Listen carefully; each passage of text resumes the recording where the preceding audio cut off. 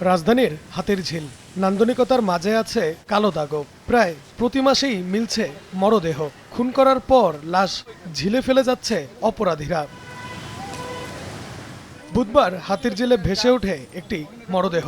ভিড় জমে যায় সাধারণ মানুষের। খবর পেয়ে মরদেহ উদ্ধার করে পুলিশ। লাশটা ছিল এমনি উবুত করে, এরকম মাথাটা নিচ দিয়া, পিঠটা খালি পিঠটার অল্প একটু দেখা যায়, আর এই মাথাটা এতটুকু দেখা যায়। এরকম মৃত্যু জানি আল্লাহ কেউ না দেয়, যার মৃত্যু যেখানে দেয় সে ভালোভাবে জানি হয়। পুলিশ জানিয়েছে নিহতের বয়স আনুমানিক ৬০ বছর। পরিচয় শনাক্তে কাজ চলছে।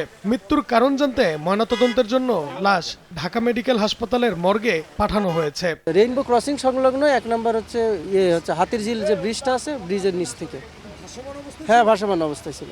বয়স আনুমানিক 65, বয়স্ক, দাড়ি পেকে গেছে, এরকম এটা অনুমান করা হচ্ছে। সবকিছু অনুমান, এখনো কিছু জানা যায়নি।